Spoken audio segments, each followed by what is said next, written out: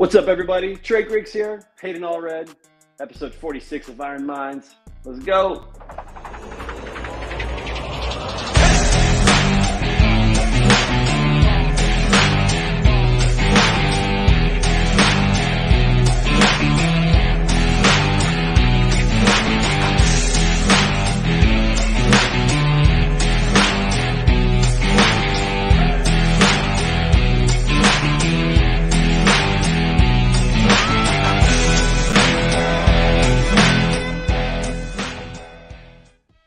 What's up? What's up, bud? Hayden All Red. How are you doing, my friend? How are you?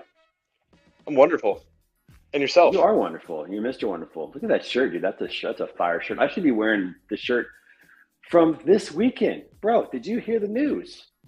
I did. Why don't you go ahead and announce it? Well, you know, we had the second annual Word on the Street Tough Mudder Charity Challenge on Saturday here in St. Louis. 9 miles, 30 obstacles. And we had a great time, man. We had great weather. We did it in 2 hours and 30 minutes, our fastest time ever. But most importantly, dude, I can't believe it. We raised $12,000 for ALS patients. I'm so pumped and so thankful for everybody that helped out and contributed. I think we had over 40 donors, which was awesome. That's incredible. Eight sponsors. Just was phenomenal, dude. Just an incredible experience and no injuries. That's the most important thing. Got some tight calves this morning. Yeah. Outside of that, no injuries, my friend. And so super pumped about that. So very excited to announce that, but even more excited to announce that we've got a special guest today on the show. We do. Why don't you bring this person in? Let's go. All right. We have got the wonderful and ever influential from Parade.ai, our good friend, Victoria Tomey. Let's go, Victoria in the house. Hey guys, good morning. Thanks for having me. Excited to have you on the show. It's always good because most of the time I just got to talk to Hayden, and now we get somebody else. So very excited about that. Okay, so you're with Parade. All right, you're an account manager, I believe, something like that. Yeah, I'm an account executive with Parade. That's correct. Account executive with Parade. Okay, all right, very good. Based out of Boise, Idaho. Shout out to our friend Scott Watanabe, who's already in the comments, as always. The Freight Sensei. He's with us every Monday. Every Monday he's here. So you're with Parade, and you got an incredible story to tell. Here's what I'm going to do. I'm going to step out for a minute, and I'm going to have you and Hayden talk a little about your journey while we work out today. I'm doing an arm workout because my legs are done from the Tough Mudder. So can't wait to hear it. There you go. You guys are in. Peace. Awesome. Yeah, obviously, you know, I think we met at F3 in Chattanooga. At least that's where I met you. Our booths were about 4 or 5 down from each other while we were there.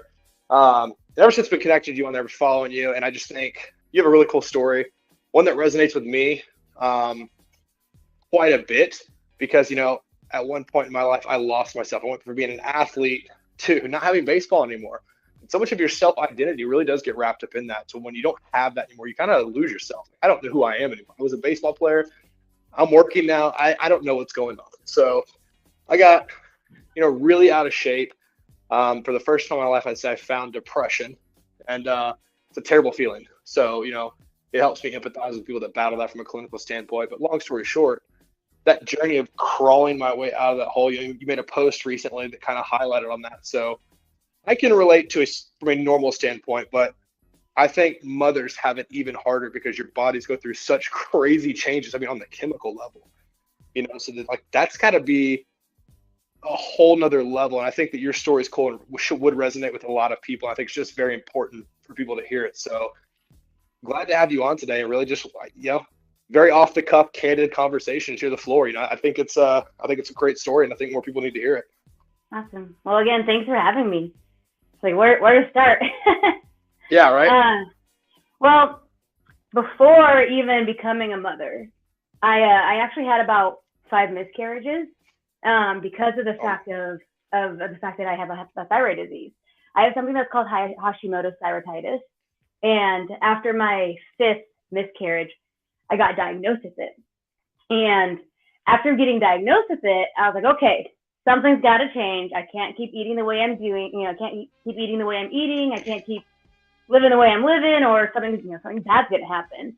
And I wanted to make a family. So I changed my diet. I took my body to ketosis twice. And I recommend ketosis for anybody that's trying to lose weight rapidly, but it's not sustainable for like a long period of time, just in my opinion. But I went through ketosis twice. I was able to carry out a full pregnancy after that point. And then as soon as I had my baby, I went through a big identity crisis, saying, okay, now I'm a fresh, brand new mom. I'm TMI, but I was recently divorced at that point, and I was just trying to figure things out for me and my new baby. So first thing first is I had to get my mind right, and I entered into the gym. I went into the gym not even being able to squat the bar. And for people that don't go to the gym, the bar is 45 pounds. But I couldn't even squat the gym. I remember going to the car the first day and just crying my eyes out, saying, okay, I mentally feel like I'm stronger. Why am I not stronger? And then going into the gym every single day for about a year, I dropped about 75 pounds my first year. And that was great. You know, your whole life changes when you lose a lot of weight, and you feel like you gain the confidence, not just because of the fact like, oh man, I look better, but because of the fact that I can walk up a flight of stairs and not get winded. I can carry my baby and groceries and into the house and not feel winded. You know, things like that. That's where my confidence really gained from.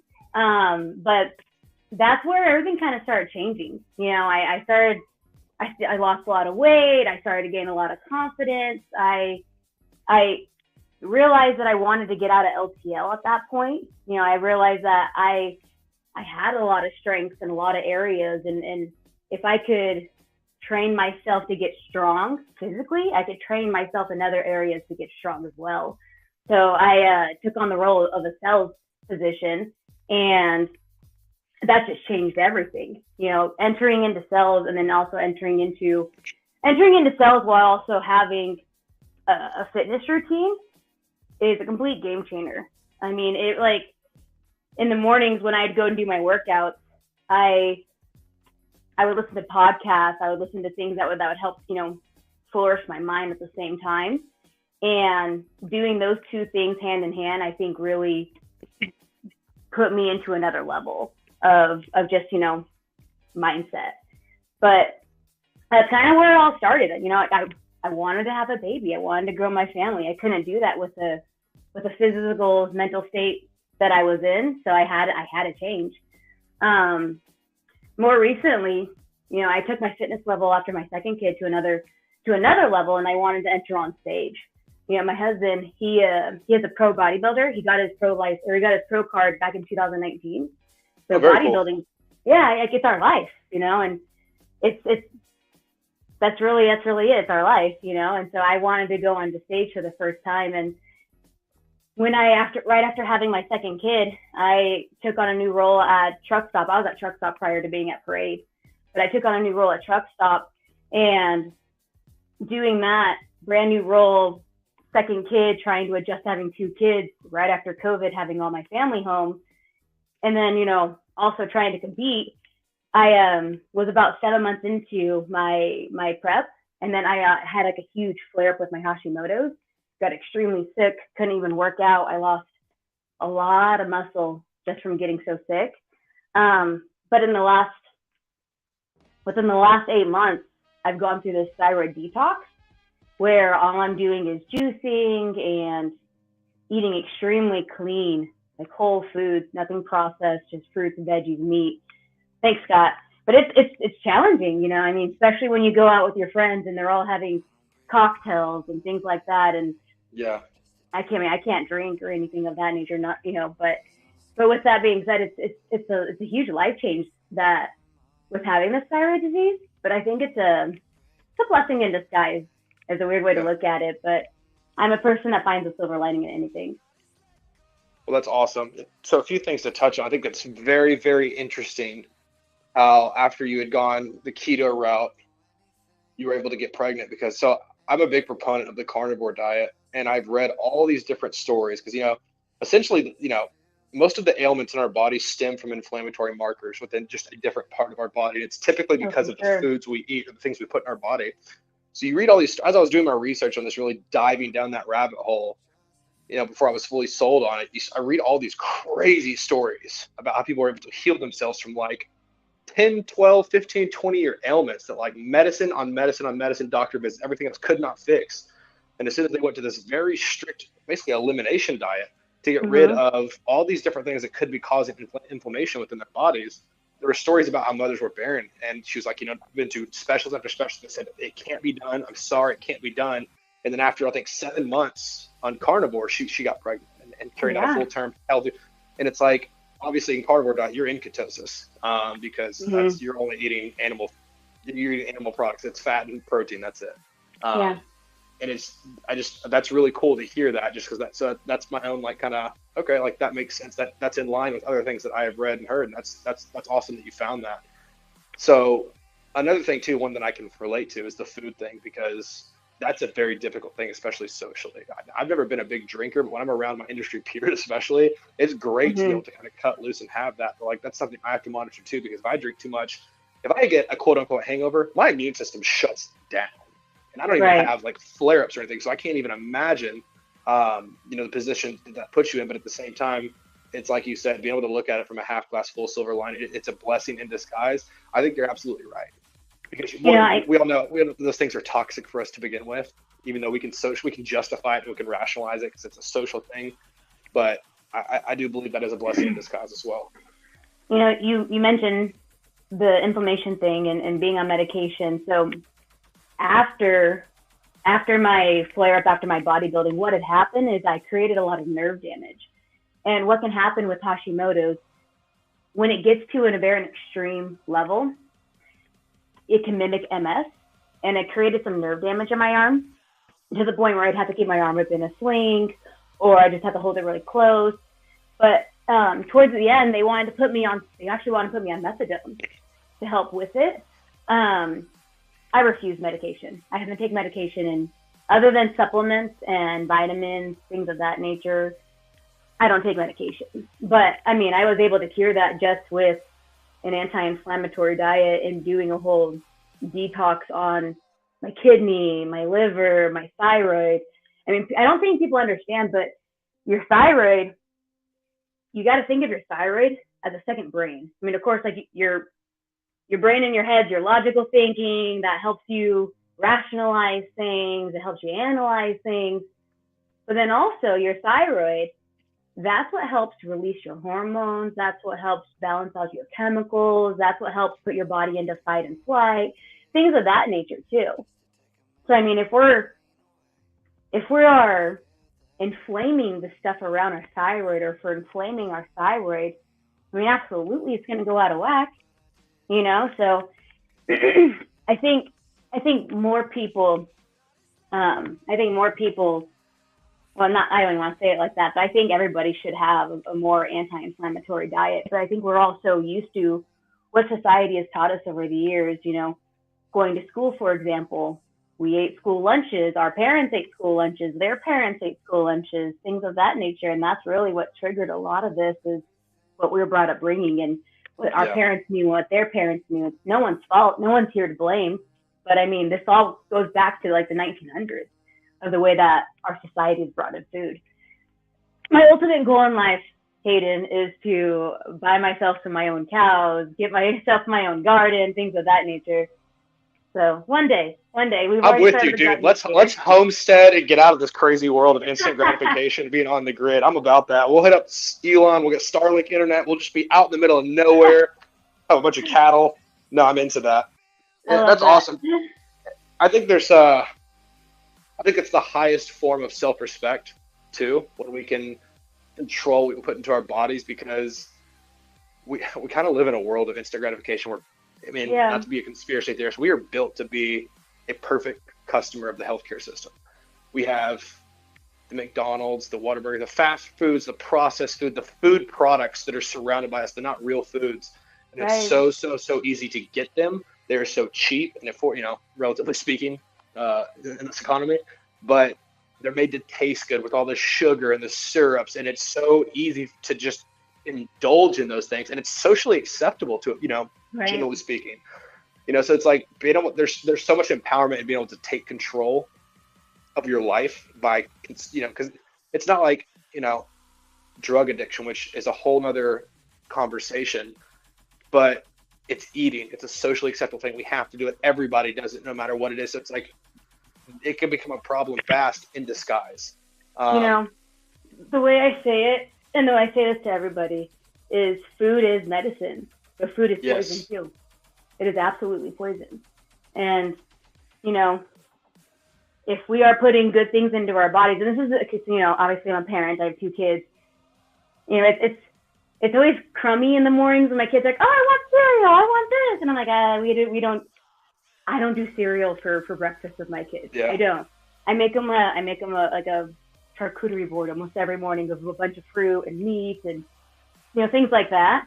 And I always tell them, like, hey, just like a machine or just like a car, you have to put good fuel in it or it's not going to operate right. And I mean, we're nothing different. If you take out the emotional element around food, we are literally a machine. And if we're not oiling our joints and our parts, and things like that, and if we're not putting good fuel into it, our car is going to stop working. It's going to blow up. That's what I needed to hear today, because I have so much emotional tied to my eating. I mean, that food's my vice. I get a massive dopamine spike when I eat something I enjoy. So it's like, I'm having a rough day, things, whatever, stressed out. I'm going to go eat 2 big plates of pad thai. That's what's going to happen. And I'm going to feel so good for the next 15 minutes. And then after that, I'm going to hate my life. I'm going to feel miserable all night. I'm going to be bloated. I'm going to feel like crap. In that moment, we get so emotionally attached to that one post-feeding frenzy indulgence, that moment you feel, that carb, that insulin spike from all the carbs. It's so gratifying, but then it's a very short-term gratification when you do the long-term damage, the long-term, uncomfortability or discomfort would be the word, but it's empowering. Another thing you mentioned too about your post I want to talk about is the spillover effect, right? Because once you start taking control of your life, you start that empowerment feeling, you start realizing what you're actually capable of, you start to really feel yourself. And I'm a big believer, when you feel good, when you look good, you feel good. When you feel good, you tend to perform and just carry yourself in a different way. And people also treat you differently. I found this to be true. When you're in great shape, or you have that level of self-respect, and a byproduct of that is a great physique or being in good shape, people treat you differently too, which is a very weird thing. It shouldn't be the case, but it's the reality. At least in my world, that's what I've noticed. Yeah, and I think not to say that there's like sexism in that, because it's not.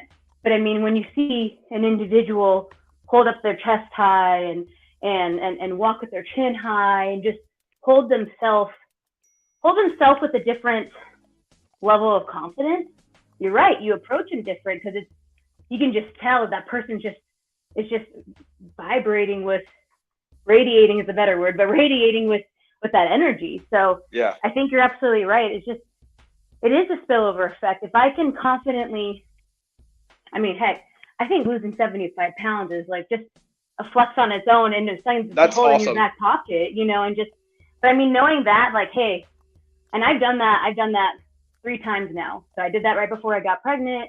The first time I did that with my first pregnancy and my second pregnancy. I mean, like, just having that, like, knowledge of knowing that I'm capable of doing that to myself, it makes you hold yourself different, But, yeah,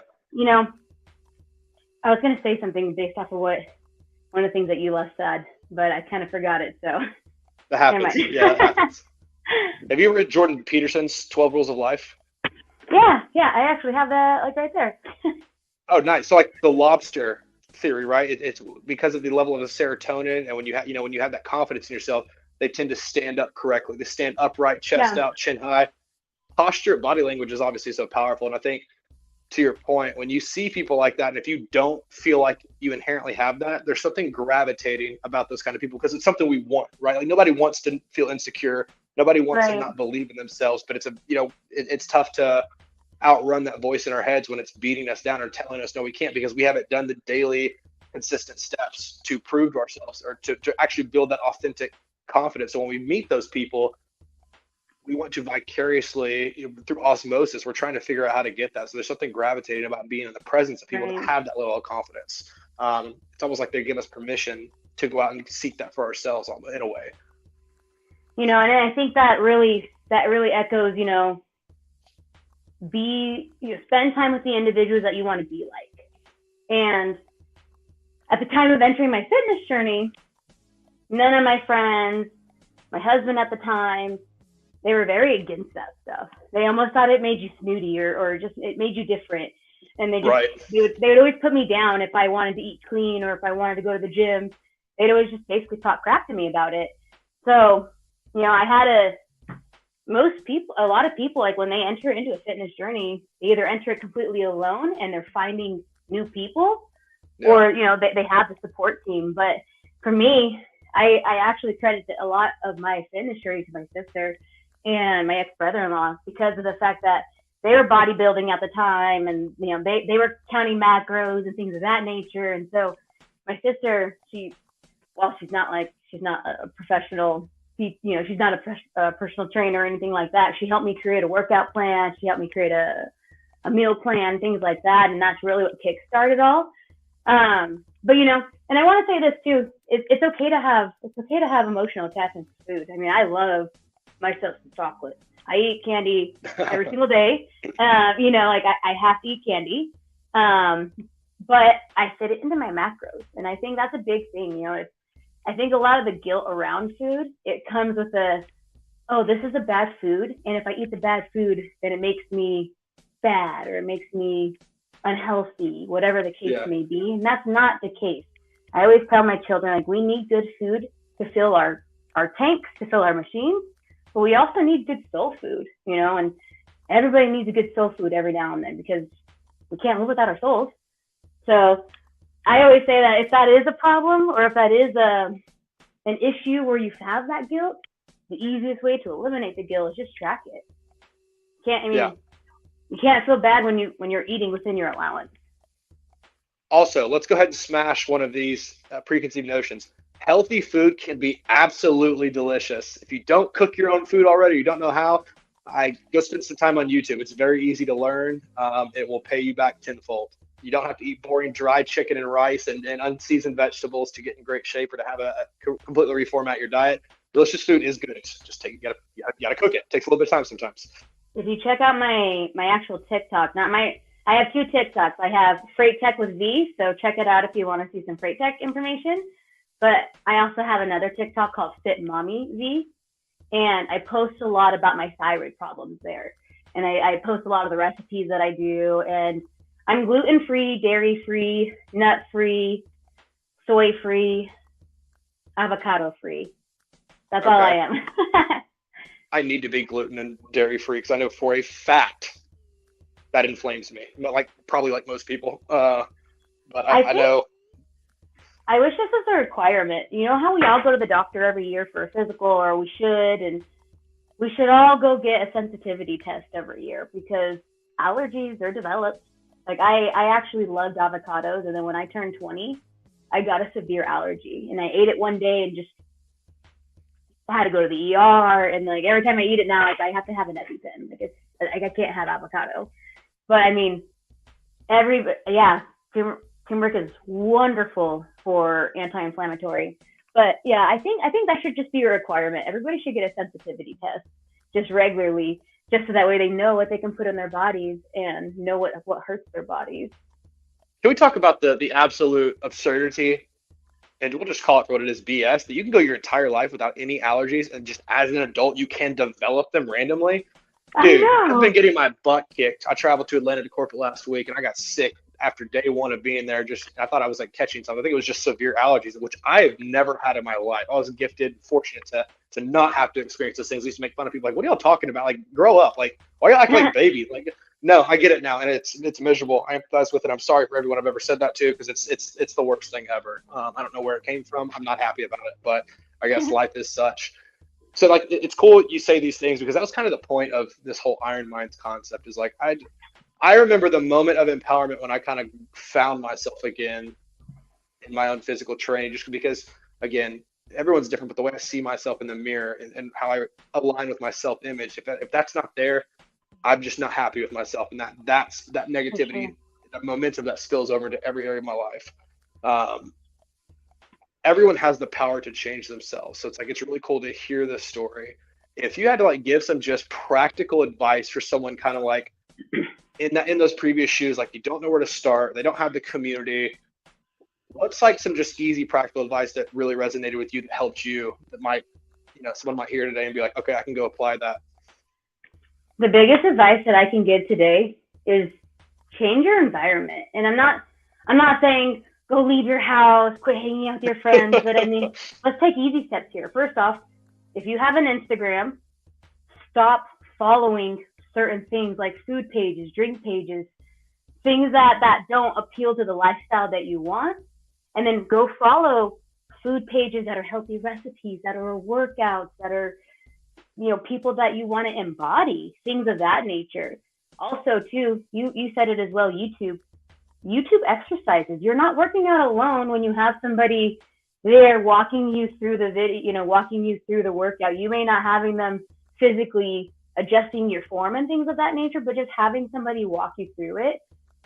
We have the technology at our fingers. We might as well utilize it. And last thing I'll say too is either meal prep your food and track it with, MyFitnessPal or My Macros, which My Macros is a free app for iPhones and Androids, or two, meal prep services. You can get them delivered to your house. If probably in your local town, there's 3 or 4 delivery services that will do meal preps. But that's where I would start. Saying, just start. Yep, those are good stuff. One I would add to that really resonated with me is the journey of growth is a cyclical thing. There's ups and downs, right? But it's about the consistency and, the long-term play. One thing for me I had to get out of my head was like, okay, maybe I did great for 3 days and I fell off the wagon, but that doesn't mean I failed, right? Like one bad meal does not make you unhealthy, just like one good meal doesn't make you healthy. Like it doesn't work that way. I think it's a weird mindset sometimes too. It's like, oh, I cheated on my diet, or I just got fell off. It's like, crap, now I have to start all over. It's like, no, like you're going to stumble along the way, but you've got to shorten that. Quit looking at the end result. Take it day by day. You've got to win the day consistently.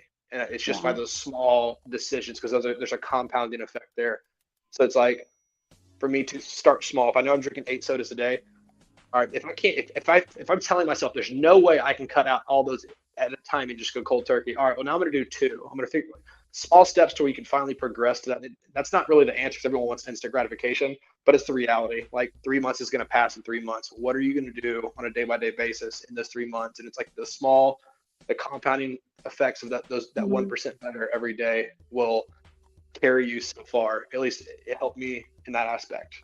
Well, and also the instant gratification piece on it, that's a beautiful way to look at it. Let's say that taking that 8 soda down to 2 soda example a day, you get that instant gratification every night that you lay in bed and you're laying like, man, I had 2 sodas. I'm so proud of myself. Like that is such a good feeling. So, I mean, I would write down, your goal list of the day of like, hey, this is what I'm executing on. I'm only going to have this type of diet. For me, when I first started out, I would track all my food in the very beginning of the day or even the night before, just to say, okay, this is what my food allowance looks like for the day. And I already know what I'm eating. So simple steps. Baby steps. That's a really big one. I wish I would have done it. Still to this day, don't do it, but I know it would serve me well. I'm just lazy with anything that's like administrative work, like journaling. Everyone I've ever talked to has been successful, whether it's in business or they're goal oriented. It seems there's something inherent about writing things down, not even typing it out on a computer or on your cell phone. Physically journaling with a pen and paper. There's something, I don't know what it is. Maybe it's a mental connection to what your goals are because you're having to physically write it out. Whatever it is, I can't, the results are there. Some of the people I hold in the highest regard, whether it's physical fitness, whatever it is, they journal daily. They keep track of everything they do, their habits, their thoughts. Something I should probably look into. It's good looking out. You should. I like journaling, especially one thing that I like to journal, and this has nothing to do with my fitness, but I think it does in a way too. But I do it. My husband does it. We write down what we're grateful for, 2 things that we could have done better throughout the day, and lastly, thanks Trey. But yeah, what we're grateful for, 2 things that we could have done better, and 2 things that we want to do tomorrow, absolutely, to improve our life. So that's I think everybody should journal. Well, we are right at our 30-minute mark, Victoria. It was an absolute pleasure. Is there any plug you want to give? You got your Instagrams on there, parade.ai. What's new in your world? What's something brokers should be excited about going on right now? Parade just released a way to prevent double brokering. It's a free website called carriers.fyi. All you need to do is just plug in your email and you get free access to it. Okay, good. So I'm out of the brokerage world. Hallelujah. Personally, thank goodness. But all my friends are still in it. I never see a shortage of posts or content about how bad it is right now. We're talking about how you can shut down one MC, and the person's like, "Go ahead, dude. I've got 320 more. Go ahead." Like it's a problem right now. So that's really cool. People out there solving that issue. Listen, I got to just listen to that, Victoria. That was so inspiring and just so amazing. Thank you for sharing your story and being vulnerable to do that. Sometimes it's not easy, but really appreciate that. Appreciate you coming on here. I hope that you'll come back and spend some more time with us on the show. Yeah, absolutely. Again, thanks for having me. Today was awesome. Yeah, it was a lot of fun. And hey, listen, everybody, iron sharpens iron. All right. So hold each other accountable, work together, work hard, get your mind right, get your body right. Join us next week, 6 a.m. for an episode of IronMinds. We'll see you guys real soon. Peace out. Love you guys. You have a great Monday.